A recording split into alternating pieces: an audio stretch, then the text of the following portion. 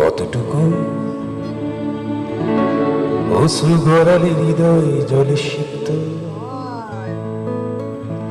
কত প্রদীপ শিখা জ্বালালে জীবন আলোয় উদ্দীপ্ত, কত ব্যথা বুকে চাপালে তাকে বলি আমি ধৈর্য।